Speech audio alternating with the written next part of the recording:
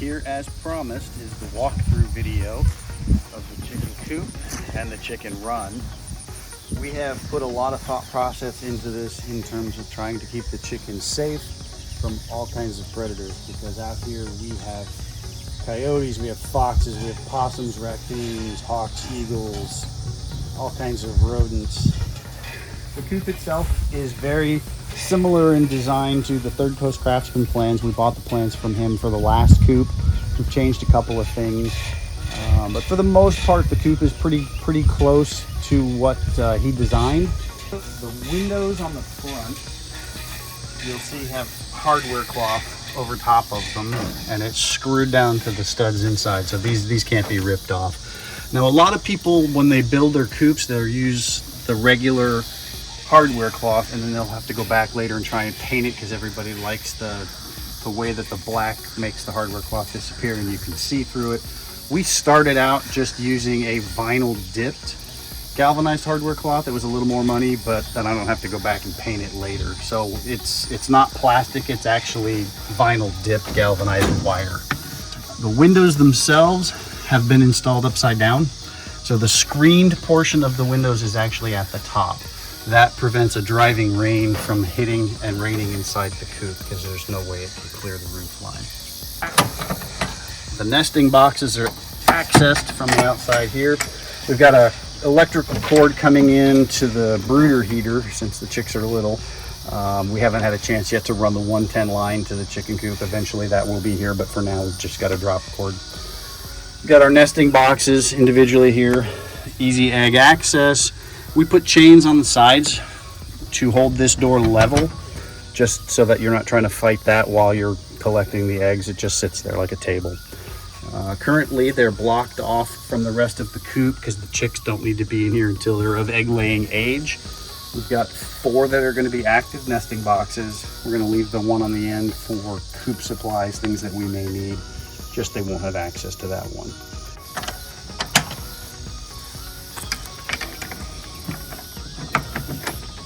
All right, so like we described in the last video, although it was brief, the 4x4 posts here are 3 feet in the ground. We do that specifically because of the extreme cold that we get, the heavy winds in the spring. This just means that it's not going to go anywhere. All of the landscaping timbers are driven into the ground with 12-inch spikes. Definitely not coming up. The actual coop itself is secured with 2 spring-loaded barrel bolts. The third one at the top keeps everything snug so that you don't get the vibrations that you would normally get with just the barrel bolts holding the door shut. Pretty standard interior for a Third Coast Craftsman coop. We've got roosting bars, a dropping board, and a door that runs to the run itself. The roosting bars, you'll note, are 2x4s. They are a full 2x4. When chickens are in the wintertime and they're trying to keep their feet warm, they will actually hunker their bodies down over top of their feet and use their feathers to encapsulate their feet. If they can't lay their feet flat and they're actually trying to grip a bar and have a curled foot, they can't always get the tips of their foot warm. So a larger bar allows them to lay their feet flat and get their entire body over top of them and keep their feet nice and warm and not freezing in the wintertime. This is a Eaton hemp bedding. They don't sponsor this. It's just a really good product. Very, very dust free. It's good for you. It's good for your pets. They don't have to worry about breathing dust, and then when you go to clean it out, you're not having to really mask up a whole lot. It's extremely high quality stuff. The bar at the end of this coop is something that we added in. It's got pins to hold it in place, just so it doesn't move. But when you want to clean this out, like in the spring, if you're going to do a full sweep out or whatever, you can just pull these pins out, grab it by the handles. This bar comes off, and then the wheelbarrow will be right underneath it, and you can sweep everything right into the wheelbarrow. The interior of the coop is completely painted in waterproof paint. Chickens will poop on everything. Anything and everything they come in contact with has been painted, so that makes cleanup a little easier, and it's just, moisture gets sucked up by any kind of wood, plywood, 2x4s, it doesn't matter. If you're having roosters or chickens pooping in here on a regular basis and you don't waterproof paint it, all of the moisture from the excrement will get soaked up by the wood and you will never get rid of that smell. So if you watch the video where we were assembling this thing, and it was time lapse, so it was really fast, but you'll remember this wall was built first laying on the ground. It runs the entire length of the run, but because the way the hardware cloth is installed and because we paint it before we do that, there would be virtually no way to do that once it's installed, because this whole wall is lag bolted to the 4x4 posts of the actual coop, so it's permanently attached. So this portion of the run was done ahead of time, flat on the ground, stood up, secured to here, and then everything else from here that way was built where it stands. You'll notice hardware cloth is stapled in 100,000 spots, but it's also screwed down with fender washers and screws. Figure out how many staples you think you're gonna need, double that amount, and it's probably still not enough. That is where you wanna make sure everything is tight and can't be pulled, and then the screws will just add an extra layer of strength to it should something larger than a coyote wander their way this way and try and get in. Around the perimeter of the coop, everything is 17-inch hardware for predator proofing. These are driven into the ground. Before those go in, we use a heavy-duty landscaping fabric. This is really a plastic product. This isn't really fabric. It's an industrial grade, nothing gets through it kind of a landscaping fabric. So when we did the hardware cloth starts out here, at least a foot from the run, goes up the wall, across the roof, back down the other side, and out on the ground on the other side as a single piece. There are no seams. There's no point of attack that anything could get through there. It does a couple other things that we'll talk about when we get inside. Landscaping fabric went in over top of the hardware cloth. The predator spikes went in over top of that, cinching it all together as a solid unit. Once that was all done, we dropped 4,000 pounds of dirt both in here and along the outside perimeter. Before we dropped the dirt, if you watch the video, you'll notice there was a period of time in there where we were hardware clothing the run's floor. So we excavated this out, built a 4x4 frame, hardware clothed to the bottom of that like a bowl, and then dumped in the dirt to level it out for the chicken run. That prevents anything from coming up inside. So even if they start a hole out here, hey buddy, even if they start a hole out here and burrow, they still can't come up inside. So there's virtually no way anything larger than a bumblebee or a wasp is going to get in here unless you accidentally forget to close the door. We put a water collection system on this side of the run, drops down into the rain barrel. The rain barrel has a overflow at the top edge here. So when the barrel gets too full in the spring, water dumps out here. Now it's important to figure out where that's going to drop. We've got a water splash pad here so that any water that comes out of the overflow or anything that you don't collect with your hose or whatever you're using the water for hits the ground, runs away from the coop so that you don't end up with water pooling anywhere you don't want it. All right, let's go take a look inside. Now you'll notice we put a digital lock on this. That's really kind of overkill. However, I don't want to have to go searching for a key, and this allows me to gain access without having to worry about that, and also secure the premises away from raccoons or anything else that might be smart enough to go ahead and try and break in. When we put this in, I had to swap out the lever for a doorknob. These come lever inside, lever outside, and what we have found is that our dogs and cats are smart enough to jump up and grab the lever and open it. So we didn't want to leave that sitting there in the event that a chicken would try to roost on this. It doesn't take a lot to manipulate that lock to an open position. All right, come on in. So if you look at the internal construction, you'll notice a couple of things. You can tell the hardware cloth goes here and then over the top and back down the other side. There's no gaps for anything to crawl between the roof and the run. and sneak its way inside. It virtually is 360-degree hardware cloth. There's nothing getting in. Now, the roof itself is secured as you would a regular steel roof. However, we deal with such high winds in the spring that it's not uncommon for buildings to lose steel roofs. In fact, we have some steel roofing in a couple of the treetops in the back 40, just from somebody else's shed at some point during a tornado a couple of years ago. So in the event that the roof gets ripped off, the chickens are still secured by this, that they can't get out, nothing can get in and swoop down and get them. So even if you lose the roof, this prevents anything from still getting to your chickens.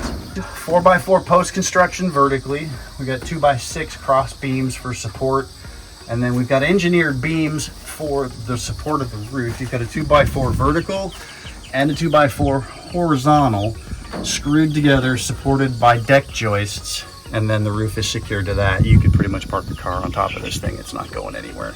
We get some pretty heavy snow at times, and you want to make sure that you definitely build adequate for your snow expectations. Now, if you're in a warmer climate where you don't deal with that stuff, the plans that came with the Third Coast Craftsman coop would probably be adequate.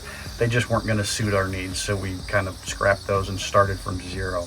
You'll notice at the beginning of the last video, before the time lapse got going, there was a tree standing there that is now a tree stump. We had a windstorm come through during construction and knocked the tree over. So we took an afternoon break, went over and cleaned up the mess, and we took the tree trunk and turned it into this bench for the coop. So the tree was there, now the tree is in here. This isn't a hard project to do. If y'all want, we can do a video on how to build one of these. Pretty simple, not really a lot required to do it other than a little bit of time. This is the automatic chicken door. It's a ladies first. They're a little bit more expensive than the stuff that you're gonna find on Amazon, but they're way better quality, super easy to install. It's solar powered. It charges up the batteries with a solar panel up on the front. You probably saw it on the side of the coop when we were over on that side. Turns on like a half an hour after sunset. Opens up first thing in the morning all by itself. The chicks can come and go. Ours are not quite coherent with the way this works just quite yet, so we're having to come out at night and put them in the coop, close the door, but in the morning it opens up. They all come running out looking for their food and water. They're sitting up here and they've missed the window of opportunity, so they understand at least what's happening and they want to be in there at night. The brooder heater is in there. They don't specifically need it quite as much, but obviously they know that's where they're supposed to be at night. So as they get older, they'll figure this out and the timing will be better. You can actually change the timer on this if you want to set specific times to open and close, things of that nature. There's also a remote switch inside the coop that overrides this, so that if the chicks are out here like they are and you want to clean the coop out, you flip that switch. It'll close the door, keep it closed while they are in here, and allow you access to do whatever you got to do without you worrying about them coming up the ramp and seeing what you're doing or trying to escape. So all the electronics in this are behind this panel, so you can see the rechargeable Energizer batteries, the electronic motherboard. All the plugs are very, very simple, and you almost don't need instructions. This thing is held in with 4 screws and everything is plug and play, and then it just kind of snaps in place and keeps everything closed up. Being underneath here, this is not exposed to any kind of water. If you have direct water impingement, you might want to seal some of this with some silicone. I don't think there's any way anything could get in from the backside, but I might touch a dab of that along the upper row of that once you get everything situated, just so you didn't end up getting an inadvertent moisture in there that you didn't want. So I'm hanging with my peeps. The ramp from the run to the coop is nothing more than a 1x10 with some 1x2 cross beams attached together, waterproof painted that again as well, just to keep the smell absorption to a minimum. I'm off to the side here. You see we've got a little dry bath for them. They get in there and they flutter around. I always want to call it diametrious earth, but I don't think that's how it's pronounced, but that's what's in there for now.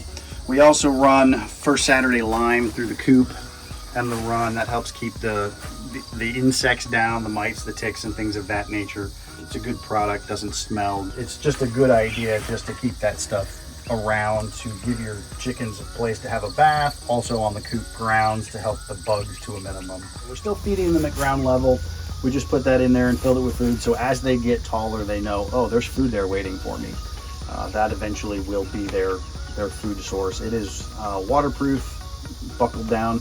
We don't have to worry about any kind of animal infestation because of how predator proof we made this. I don't have to worry about mice. I don't have to worry about any local animals, whether it's cats or anything else coming after the food. There will be nothing in here eating their food other than them. So for now, the chicks are getting their water from this little bucket. So once they get larger, this will get replaced with something that's probably a hanging 5-gallon bucket or something of that nature with just the little feeder nipples on it that they can hit and get the water out so that it's not openly collecting things. You can see in the corner that they dug down in there. They were digging for whatever. They like to go for bugs. That's normal chicken behavior. Again, another good reason why the hardware cloth at the bottom, they can't get out. So they're only going to go so far, and they're going to hit that hardware cloth, and that's as far as they're going to make it. Mixed feelings about pine shavings. It's okay for now. In the spring, we will probably rake all this out and replace it. We've talked about putting the hemp bedding that we have in the coop in the run. Not 100% sure that I'm going to do that, but we're certainly leaning towards that because it's such, like I said, it's a good product. It's dust free. You don't have to worry about it. So this is our quote unquote farm dog. This is Echo. And Echo, as much of a good boy as he is just as much of a predator as the wild raccoons and foxes and coyotes that we get. So your pets are probably your biggest concern, honestly, for a situation like this. He's very docile, but he's a hound dog. Mountain curs are used for hunting, and he would absolutely chase these things until they were dead if he got in here. Not because he's malicious, it's just in his nature. So we have to make sure that we know where the dogs are. Behind the coop, the next project here for the coop and the run is going to be a sunflower garden bed. That will happen hopefully here before too much longer. So stay tuned and hit the subscribe and like button so that you can keep track of how this project goes. And we'll keep you updated as that progresses. So there's obviously a lot of things here that are not necessary for a chicken coop. There's a lot of decorations in here. There's a lot of chicken enrichment toys. We got stuff hanging off the door here for them to peck at. There's little ramps. There's hanging things that they can jump on. Certainly none of that is necessary in a chicken coop, but it just makes it a little more homey. It makes it fun for my wife and daughter to come out. They'll come out and sit on the bench, and the chickens will come see what's going on and let you hold them. It's just gives it a nice feel to be out here. It makes it a little less boring. I sat down on the bench after we got it in place and literally had 6 or 7 of these things jump up on me, and they're just super friendly and they love to be around people. We've got exterior lighting that are solar so that it just lights up the outside of this a little bit at night. So with the chicken coop and the run effectively done, other than the sunflower garden bed in the back, we're likely going to turn our attention to the rabbitry that we have over here on this side of the workshop. We've got some groundwork that we have to do. I've got a mole or two that has decided they wanted to take up residency in there because the dogs can't get in there. So it's a safe location for them to burrow and tunnel in. So we're going to have to rectify that issue. But we'll make another video of the rabbitry as we progress with that. We put a lot of thought process into our specific needs for this particular project. Your needs obviously are going to probably be different. Your climate could be different. If you're facing tornadoes on a regular basis and heavy snowfall, heavy winds, super cold days, this is what we designed and felt was necessary to make sure that our little ladies stayed right where we put them.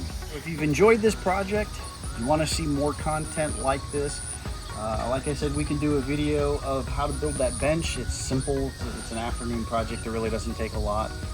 Or if you're interested in the rabbitry, we're going to get into there and do some stuff in there. Hit the like and subscribe and the notification buttons so you don't miss anything.